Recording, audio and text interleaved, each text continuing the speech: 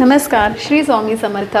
आज मी असंच एक आगळ्या वेगळ्या हेमंत काकांना भेटवणार आहे। त्यांचं सरनेम आहे जाधव आणि ते खूप चांगल्या पोस्टवरती लँड ओनर, शेती असे बरेचसे बिझनेस होते, पण कालांतराने किंवा बायकोच्या आजारपणामुळे त्यांना शांतीबन वृद्धाश्रमात राहायला यावं लागलं आणि कोट्यवधीचे मालक आहेत आणि होते, पण शेवटी एकटेपणा माणसाला खातो आणि त्यांच्या मिसेसचं त्यांनी खूप सेवा केली। त्यांचं हृदय अगदी वीक होतं, 20%च वर्क करत होतं आणि सडनली असंच त्यांना कार्डियक अरेस्ट बसला आणि पहाटेच्या वेळेस गेला। पण एक नवरा म्हणून त्यांनी खूप सेवा केली, जी मी डोळ्यांनी बघितली।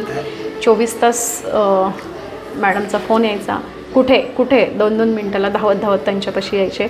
त्यांचे बरेचसे व्यवहार थकलेले आहेत किंवा वेटिंगला आहेत, की जेणेकरून ते सेट झाल्यावर तिथे शिफ्ट होणार आहे, पण बरेच दिवस शांतीबनमध्ये राहत आहे। या तर तुम्हाला मी ओळख करून देते,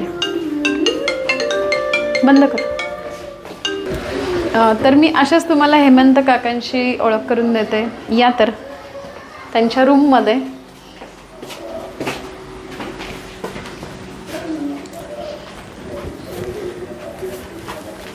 नमस्कार, हे आहेत हेमंत काका आणि बरेच दिवस शांतीबनमध्ये राहत आहेत। आणि तसं सांगायला गेलं तर आणि लेडीज अशी म्हटल्यावर की तिचं स्पंजिंग करणं किंवा डायपर चेंज करणं ह्या गोष्टी शक्य नाही होत। सुरुवातीला म्हणजे त्यांची अवस्था अशीच होती की डायपर चेंज करावं लागायचं, म्हणून त्यांनी शांतीबनची निवड केली आणि बरेच दिवस त्यांच्या मिसेस इथे होत्या, पण त्यांनी खूप काळजी चांगली घेतली। आणि सडनली असंच पहाटेच्या वेळेस त्यांना अचानक त्रास चालू झाला, बेडवरनं थोड्याशा त्या कॉलॅप्स होऊन खाली पडलं बेशुद्ध अवस्थेत। काका शेजारीच होते, त्यानंतर त्यांना दीनानाथमध्ये शिफ्ट केलं, पण शेवटी तर त्यांचं एजपेक्षा जे काही क्रोनिक आजार होते तर त्याच्यामुळे त्या गेल्या, पण त्यातून ते सावरत सावरत पूर्णपणे बाहेर आलेत। आणि पण शेवटी आठवणी किंवा काही गोष्टी त्या आपण विसरू नाही शकत। शेवटी किती झालं तरी ती बायको होते आणि त्यांनी खूप चांगली सेवा केली। मी वारंवार तेच सांगते, कारण एवढी सेवा करणं म्हणजे यासाठी भाग्य लागतं। आणि त्यांनी म्हणजे त्यांच्या फॅन होत्या की फक्त शॉपिंग, आणि त्यांची रूम जर बघितली ना तर पूर्ण त्यांच्या वस्तूंनी भरलेली आहेत, साडी, ड्रेसेस, परफ्यूम वगैरे। म्हणजे त्यांना एक शौक म्हणू शकतो किंवा आवड म्हणू शकतो, पण त्यांनी कधी अडवलं नाही। तर त्यांच्या आठवणी ज्या आहेत त्यांनी त्या आहेत तशाच ठेवल्यात। इथे शांतीबनमधल्या आमच्या सगळ्या स्टाफला सांगतात की कोणत्याही वस्तूंना हात लावू नका, रूम जरी साफ करायची झालं तरी। आणि अशा प्रकारे त्या अजूनही जिवंत आहे त्यांच्यासाठी आणि अजूनही त्यांच्या आठवणी त्यांच्यासाठी जिवंत आहेत आणि त्या असणारच आहे, कारण ह्या गोष्टी अस्मरणीय असतात आणि मरेपर्यंत आपण कधीच विसरू शकत नाही, कारण आपल्या जीवनाचा आणि आपल्या शरीराचा तो अविभाज्य भाग असतो, असं मला नक्कीच म्हणावं लागेल। काका, त्यांना आधी काय प्रॉब्लेम होता म्हणजे सुरुवातीला? लहानपणी तिचं ओपन हार्ट झालं होतं। लहानपणी म्हणजे लग्नाच्या आधी? लग्नाच्या आधी तरी देखील आम्हाला त्यांनी सांगितलं होतं, तरी आम्ही ॲक्सेप्ट केलं होतं। ते ओपन हार्ट सर्जरी म्हणजे लहानपणी झाली होती? ती 9वीत असताना झालं होते ते, ॲक्सेप्ट केलं आम्ही। तसं मग 35 वर्ष संसार केला आम्ही।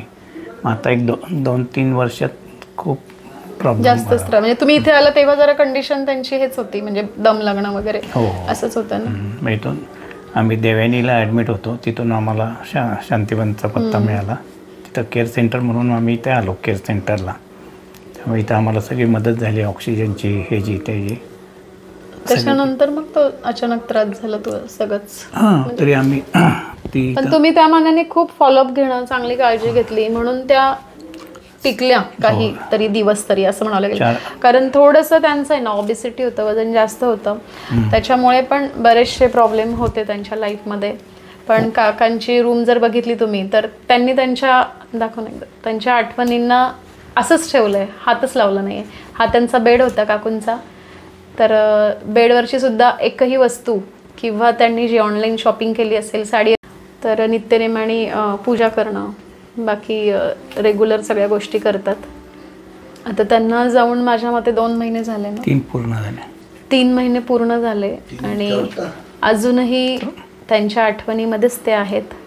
आणि साहजिकच आहे, ह्या गोष्टी न विसरणाऱ्या आहेत सगळ्यांसाठीच म्हणजे।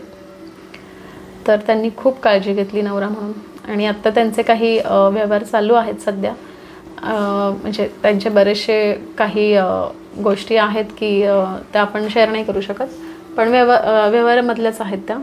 पण त्यांच्यासाठी त्यांच्या खटाटेपी चालू आहेत, प्रत्येकाशी ओळख करणं किंवा त्यांची काही शेती आहे, काही बऱ्याचशा गोष्टी आहेत. पण ते प्रयत्न तर करत आहेत त्या मिळवणं किंवा जेणेकरून. आणि आज त्यांच्या मिसेसमुळे आज त्यांना शांतीबनमध्ये राहायची वेळ आली.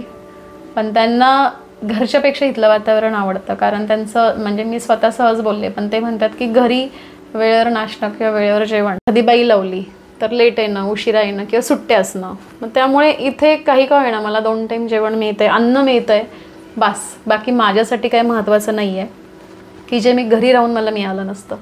आणि त्यांचे पण काहीतरी म्हणजे पर्सनल इश्यू आहेत की पॉसिबल नाही आहे. आणि साहजिकच जेव्हा आपण जरी 4 BHK असू किंवा 2 BHK एकटं राहणं त्या घरामध्ये नाही होत. म्हणजे किती झालं तरी आपल्याला त्या आठवणी. आणि इथे निदान सगळ्यांसोबत त्यांचा खरोंडीकर बाबा त्यांचे छान मित्र आहेत आणि खरोंडीकर पण तर त्यांचे नित्यनेमाने त्यांना भेटायला येणं, गप्पा मारणं, असं त्यांचा वेळ इथे जातो. आणि बाकी वेळ तर ते थोडं ऑफिशियली बिझी, त्यांचं शेतीचं वगैरे व्यवहार चालला आहे, त्यामुळे ते दिवसभर बिझीच असतात. पण असा म्हणजे मी स्वतः डोळ्यांनी जो जीवनप्रवास बघितला तो त्यांच्यापेक्षाही खूप मोठा असेल. पण आता मी एवढं ऑलरेडी कसं एवढं नाही आपण डीप जाऊ शकत कोणाच्या. आणि कोणालाही फक्त सांगायचा उद्देश एवढाच होता व्हिडिओच्या माध्यमातून की त्यांनी एक नवरा म्हणून खूप सेवा. पुढचं तुमचं प्लॅन कसं आहे म्हणजे आता ह्याच्या पुढे? बघू, आता चालू आहे विचार सगळे. काय आता खूप लोक वेगवेगळे सांगतात, हे ट्रस्ट करा, हे मृत्यूपत्र करा, ते मृत्यूपत्र करा, ह्याला. पण अजून तुमच्या आयुष्यातले भरपूर दिवस आहे, त्यामुळे मृत्यूपत्र कशाला करायचं? अजून नाही म्हणजे 10-15 वर्ष आहे. प्रॉपर्टीसाठी प्रत्येकाचा जीव, प्रत्येकाचा सल्ला, जीव अडकला सल्ला असतं. म्हणजे ह्यांच्याकडे बघून वाटणार नाही की ते कोट्याधीश आहेत, पण त्यांचे जे व्यवहार आहेत ते खूप मोठे आहेत. आणि असं परफेक्ट असं त्यांना व्यक्ती मिळत नाही आहे गाईड करणारं किंवा इन्व्हेस्टर की ज्याने. हे खरोंडेकर नेहमी सांगतात, सही करताना बघून सही करा, नीट हे करा. बरोबर आहे ना. म्हणजे मी पण लोकांना सांगतो की बाबा नाही, मी संस्थेच्या ताब्यात आहे, माझ्या घरच्यांनी संस्थेला दिलेलं आहे, मी काय कुठं बाहेर जात नाही, कुठं करत नाही, यांचं तर इथंच बोलवतो लोकांना. बरोबर आहे. काय बाहेर आपण नाही सांगू शकत कोणाच्या मनात काय कधी येऊ शकतं, नाही सांगू शकत. मी सुद्धा हे अनुभव सिव्हिल इंजिनियर होता, कन्स्ट्रक्शन करत होता, त्यावेळेस काय परिस्थिती झाली काय. आणि त्यांची माझी कंडिशन थोडीशी जवळजवळ 90% सारखी आहे, फक्त फायनान्शियली मी थोडासा कमी आहे. काय लागते म्हातारपणी फायनान्शियली असो नसं, 2 टाइम खायला मिळते बाद झालं. नाही पण तरी पण सगळ्यात महत्त्वाचं म्हणजे वेळेवर मिळते, हे सगळ्यात महत्त्वाचं. हां, एक बाकी सगळं नाही म्हणजे एखादी तरुण मुलगी असेल तर आता मी म्हणलं हा वा मला शॉपिंग करायचंय, खरेदी करायचे पैसे, पण ओल्ड एज मध्ये ठीक आहे सगळ्या गोष्टी लागतात नाही असं नाहीये, पण काही गोष्टींवर आपण कंट्रोल केला तर आहे त्याच्यामध्ये समाधानी राहू शकतो. खूप आहे. आता काय आज आहे ना ह्यांच्याकडे जाधव काकांकडे ना म्हणजे तसा विचार करायला गेलं ना तर कितीतरी कोटीचे असते मालक आहे, पण काही गोष्टी आयुष्यात येतात, अडचणी येतात, त्यामुळे काहीतरी ऍडजस्ट करणं आणि आहे तिथे समाधान मानलं ना तर सगळ्यात महत्त्वाचं. सगळ्यात कुठं आहे त्यांच्या कॅरियरच्या दिशेने म्हणा किंवा कुठल्या दिशेने ते बाहेर जातात. नाही, आज जरी जाधव काकांचा मुलगा किंवा मुलगी असते तर शिक्षणासाठी बाहेर गेले असते. आता जौरी काकांचं नाही का मुलगा बाहेर आहे, मी तर अजून एकदाही बघितलं नाही तो इथे आलाय आणि भेटलाय, एकदा पण नाही. सांगतात फक्त कॅनडात ते US ला आहे, पण अरे तो जर आपल्या डोळ्यासमोरून असेल ना प्रत्यक्ष मुलगा कसला. निदान तुम्ही महिन्यातनं एकदा भेटायला या, विचारपूस करा त्यांना काय हवंय नकोय बघा. सगळं म्हणताना त्यामुळं मला शांतीबनमध्ये आल्यावर नंतर जे काही अनुभवलं बघा, जग बघायला मिळालं, इथं बरं वाटतं, इथलं जग बघायला मिळालं. नाही आपलं दुःख आहे ना इथे आल्यावर छोटस वाटतं, बाकीच्यांची जर दुःख बघितली की आपण काहीच नाहीये. हा, मलाही तेच म्हणायचंय. म्हणजे मी पण टेन्शन मध्ये असते कसं होईल काय होईल, पण हे सगळ्यांचे प्रॉब्लेम बघितले ना असं वाटतं आपण नॉर्मलच आहे, आपल्याला काही अडचण नाही, आपण सुखी. म्हणजे आता त्या कांचनचीच उदाहरण, तिला इथे आणून आहे ना तर जवळजवळ 3 वर्ष होऊन गेले, त्याचा नंबर बंद आहे, तो गायब आहे, आणि 3 वर्ष कोणताही कॉन्टॅक्ट नाहीये, कोणतंच नाही कॉन्टॅक्ट. म्हणजे ठीक आहे आता ती म्हणजे बरेचसे तिच्या अडचणी म्हणजे सांगते. तर ते कुर्डेकर आजी 2-3 ओळखीचे असेच जाता येता भेटले, ते त्यांचे पैसे भरतात किंवा त्यांना काही मदत लागली तर करतात. ही रिअल कंडिशन आहे. तसं तर तुमचं नाही आहे ना, आयुष्य मस्त आहे असं म्हणावं लागेल. आज तुमचा काही का होईना थोडंफार भाऊ मदत करतोय, ह्याला महत्व आहे. आज त्यांच्याकडे काहीतरी स्वतःचं आहे अस्तित्व, म्हणून आज ते टिकून आहे. काहीच नसतं तर काय केलं असतं. त्याच्याकरता इतकी धडपड करावी लागते. आजकाल कलियुग आहे, त्यामुळे लोकांवर विश्वास ठेवणं तेच मग काय सांगणार होतो. किती कामाला ठेवलं आम्ही, सगळे चोर बायका इथं टाकणार, इथं टाकणार, सगळीकडे तीच सिच्युएशन आहे सगळ्या ठिकाणी. त्यामुळे मग आम्ही ठरवलं मग इथं येऊ, घरी नको. आणि जरी तुम्ही एखादी बाई जरी घरी, आश्रमामध्ये किती अडचणी येतात. म्हणजे मी तर खोटं नाही सांगत, फक्त पाया पडायची राहते.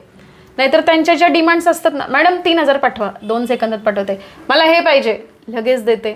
मी कधीच नाही म्हणत नाही, कारण मला माहिती स्टाफ नसेल तर आपण करणार काय. म्हणजे एक सेंटर असतं ना, मी स्वतःहून येऊन सगळं केलं असतं, झाडणं, पुसणं, डायपर बदलणं, पण एवढे सगळे युनिट आहे ना, मग मला नाही शक्य होत. सुरुवातीला आहे ना जाधव काका, जेव्हा मी चालू केलं होतं ना नवीन, मी नाईट शिफ्टला हॉस्पिटलला जायचे, नाईट करायचे, डेला आश्रमात असायचे, तेव्हा माझ्याकडे 6 लोक होती. मी स्वतः कामगार ठेवला नव्हता, कारण मला तिथलं भाडं, किराणा माल सगळं देणं शक्य नव्हतं. मी स्वतः डायफर बदललेले आहेत. मी नाईट शिफ्ट करून येऊन थोड्या वेळ झोपले की लोक मला उठवायचे, हे कर, चहा ठेवणं, पोळ्या भाजणं, डायफर बदलणं, सगळं मी करायचे एकटी. अरे बापरे. पण जेव्हा हे सगळे वाढले तेव्हा शक्य नव्हतं एकटीने. नाही, जेव्हा आपण प्रयत्न करतो आपल्याकरता, तेव्हा आपल्याला हे करताना कधी काही वाटत अजूनही मला काहीच घाण वाटत नाही. मला कोणी सांगितलं ना डायफर बद्दल, आताही माझ्या एखाद्या स्टाफने नाही ना ऐकलं, तोंड स्वच्छ करून घेते, नख कापते, म्हणजे करते मी, मला काही वाटत नाही. कारण आपल्याला वाटतं इथनं कुठनं तरी आशीर्वाद मिळणारच आहे आपल्याला कुठे ना कुठे. कोणी बघितलं नाही तरी चालेल, परमेश्वर तर आहे बघणारा. आणि कोणी बघण्यापेक्षा तुम्ही नाही, आणि खरंच आहे ते बघताय. आपण जर प्रामाणिक काम केलं ना आयुष्यात, तर त्याचा सक्सेस खूप मोठा आहे, खूप मोठा आहे, आणि तो न सांगता मिळणार आहे. आज मी शून्यातनं उभं केलंय, पण आज कुठेतरी मी स्टेबल आहे किंवा मी समाधानी आहे 100%. तरी पण मला असं म्हणाय, तुमची मैत्रीण त्या दिवशी जे बोलली खाली, तसंच मलाही वाटतंय. आज तुम्ही हे करताय, आत्ता जे चालू आहे तुमचं स्वतःच काम, तुम्हाला तुमचं बिझनेस शेतीच आणि वर्कशॉप होतं का? हो, आहे ना, अजून वर्कशॉप आहे ना, वडिलांपासून वर्कशॉप. मग ते कोण चालवतं? आता आम्ही आता वाटण्या केल्या 3 भावांच्या, आणि प्रत्येक जण आपलं आपलं करतो. मी माझं भाड्याने दिलंय. अहो त्यांची मला ते ऐकल्यावर मी चार्ज झालोय सगळं. इथं आपलं सरस्वती मंदिर शाळा आहे ना, त्या पाठीमागे 13-14 शिकवणार. हे अनुभव मी आमच्याकडे पण घेतले. एकदा आमच्या घरी जाऊन ये ना. आता कमीत कमी मॅडम 150 माणसं माझ्याकडे कामाला होती. तुम्हाला खोटं वाटेल, आमच्या भाचीने वगैरे तुम्हाला हे रिटर्न गिफ्ट दिलेलं आहे मला. तिचा, हो, हे तिचा माझ्या बहिणीला 75वा वाढदिवस झाला ना. छानच आहे. तुम्ही घरी घेऊन जा, इथं नका. नाही, खूप छान. मला का दिलं पण? नाही देत असं दिलं ना. आता काय तुम्ही आता एवढं बघता काय? माझ्या ओळखीचे नाही येत. नाही, पण मी सांगितलं, मला विचारतात ना रोज रिपोर्ट. आम्ही प्रत्यक्ष नाही, अप्रत्यक्ष नाही. आमच्या माझ्याकडनं जर त्या आर्थिक मदत जरी नाही झाली, नाही हो, बोललात तीच मदत आहे, असं काही नाही. सपोर्ट ही हो. मग नाही, आता काय आमच्या घरचे काय नाही तर इथं ठेवलं असतं का मला? त्यांना अशी आता गॅरंटी वाटली, चांगलं सपोर्ट आहे, हे आहे. तुमच्या त्या दिवशी तर झालं तर भेटायला बहिणी, त्यांचं पुढे काही झालं नाही काय? पुढे म्हणजे ते काही ठेवणार होते, डिमेन्शिया झाले त्यांना. डिमेन्शिया झालाय ना कोणाला ते. ती धाकटी त्यांनी परत काय मला फोन नाही केला. नाही, मग तिने रद्द केलं, स्वतःकडे ठेवलं. अच्छा. ते आमच्या भाषेचं खूप मोठं हे रिसेप्शन होतं माझ्या भाषेच्या मुलाचं, त्यामुळे आम्हाला जायचं होतं. मी जाऊन फक्त रातोरात जाऊन आलो. मी यांना सांगितलं होतं स्वतःला, म्हणजे 3 दिवस राहायचं होतं तिला, पण नाही जमलं. ते मुलगा आणि सूनबाई आणि भाऊ आले गाडी. बायको गेल्यावर मला वाईट वाटलं खूप. नाही, म्हणजे मला फोन आला तर मला इतर वेळेस असं रेग्युलर फोन येतो म्हटलं तसा फोन आहे. नाही, मला असं नाही, कारण सगळं आणि त्यांना त्यांचं हे समजलं होतं. पण त्यांना कार्डियक प्रॉब्लेम कधी चालू झाला मेजर असं? म्हणजे देवाणीमध्ये ऍडमिट केल्यानंतर कार्डियक म्हणजे थायरॉइड पण होतं का? कार्डियक म्हणजे काय? हृदयाचा प्रॉब्लेम. हृदयाचं नाही, तिथं फक्त ऑक्सिजनचाच मेजर प्रॉब्लेम होता. पण Thyroid होता, ऑक्सिजनचा म्हणजे oxygen लंग्स काम करत नव्हते. Thyroid होता, आणि बायपास oxygen पण level. सर्जरी झाली होती ना, बायपास नाही, ओपन हार्ट झालं होतं लहानपणी, ओपन हार्ट. 40 वर्ष झाले. आणि त्याच्यानंतर कधी त्रास चालू झाला? नाही, मग आत्ता 3-4 वर्ष अगोदर दिनानाथला होती, हम्म. तिथं 22 दिवस होते. मग घरी गेलो, मग बरं होतं सगळं. मग आता परत हे आत्ता ह्या दीड वर्ष अहो, झालं. त्या दिवशी सुद्धा त्यांना मला त्यांनी आल्यावर सगळं झाल्यावर सांगितलं इथून याला गेलो दिनानाथला, हो, तिथं घेतलं नाही. रात्री त्या दिवशी घेतला नाही कधी ना? नाही दुपारी गेलो होतो आम्ही. ॲम्ब्युलन्सचा ड्रायव्हर होता, तो इतका चांगला होता, काही अडचण नाही, त्याला सुद्धा म्हणे. आणि तिथं सगळं बरोबर नेलं, सगळं हे करून दिलं. हे नाही, कुठं अवेलेबलच नव्हतं ICU. ससूनलाच घेतलं ना? सगळं केलं त्यांनी. म्हणजे आपण म्हणतो पण केवढ्या मशिनरी आहे. कुठल्याच रूपाने ससून आपल्यापाशी मध्ये येतो. आपल्या ऑल म्हणजे पुणे सिटी किंवा ऑल महाराष्ट्रामध्ये सगळ्यात मोठं हृदयासाठी ऑपरेशन ससूनचं आहे. ऑपरेशन थिएटर कॅथलॅब सगळ्यात मोठी ससूनची आहे. म्हणजे तुम्ही बाकी हॉस्पिटल्सला कम्पेअर केलं ना, माझ्या पायाचं सगळ्यात operation मोठं ससूनमध्ये आणि झालेलं आहे. सगळ्यात मोठं किचन ससूनचं आहे. आणि हायजीन तुम्ही कधी गेलात ना, मशिनरी शिवाय ससूनमध्ये काहीच नाही. किचनमध्ये एक माशी पण दिसणार नाही, एवढं क्लीन आहे. आता ते कसं बाहेरचे सगळे गावाकडचे पेशंट वगैरे येतात, त्याच्यामुळे ते कुठेही घाण करणं, अस्वच्छता. पण तुम्ही त्यांचे वॉर्ड वगैरे जर बघितले ना, खूप स्वच्छ असते. लोकांच्या डोक्यामध्ये ससूनविषयी वेगळी समज आहे. आता आमचं ते किंवा तेच बोलणं चालू फक्त होतं. फूड क्वालिटी ना जर अजून चांगली झाली ना, सगळं छान होईल. पण ते फूड क्वालिटीचा थोडासा इश्यू आहे. मला ऍक्सिडेंट आणि लोकही लबाड येतो काय. डबल घेतात. चहा वगैरे एकदम घट्ट ग्लास भरून दूध चहा असतो.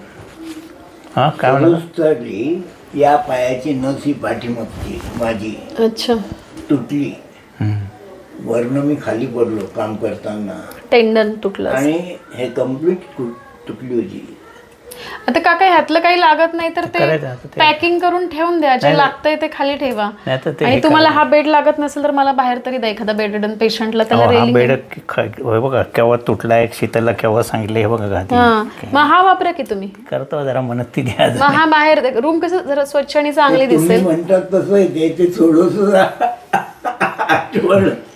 नाही कसं थोडंसं म्हणजे तुम्हाला जी एनर्जी येईल ना एक आल्याला होतं. फ्रेश रूम मधून काही डोळ्यासमोर आठवण येऊन सुद्धा त्रास होतो आपल्याला. बरोबर ना. कारण वास्तू स्वच्छ असेल ना तर आपल्याकडे लक्ष्मी येते. त्यामुळे रूम आहे ना थोडी जरा क्लीन ठेवा. आणि मी आता काही झालं तरी डोळ्यातनं पाणी काढायचं नाही. बरोबर आहे ना. नाही, डोळ्यातनं पाणी काढून गेलेली वस्तू तर मिळणार नाही आपल्याला. आणि शेवटी प्रत्येकाचं जगणं मृत्यू परमेश्वराने लिहिलेलं आहे. तो आपल्या हातात नाहीच आहे आपल्या हातात. पण त्यांना माहिती आहे यांनी काय कष्ट केले. सगळ्यांना आणि तुमच्या मनालाही माहिती आहे तुम्ही काय केलं. दुसऱ्याच्या करता आपल्याला काही करायचं नाही आहे. नाही ते तर शेवटपर्यंत तुम्ही झुंज दिली ना. शेवटच्या श्वासापर्यंत त्यांनी बायको म्हणून सगळी साथ केली आहे. असं वाटतं प्रत्येकाचं काय कोणाचं काय हे. नाही ते आहे. चला उपास सोडायचा की नाही तुला? घरी जायचंय. हा, कारण तू बसली की एकदा जाधव काकांचा व्हिडिओ आवडला तर लाईक करा, शेअर करा. आणि काकांना भेटायला नक्की या वारजा येथे. त्यांना गप्पा मारायला खूप आवडतात. कोणाला व्हिडिओ आवडला तर काकांना भेटायला नक्की या. धन्यवाद.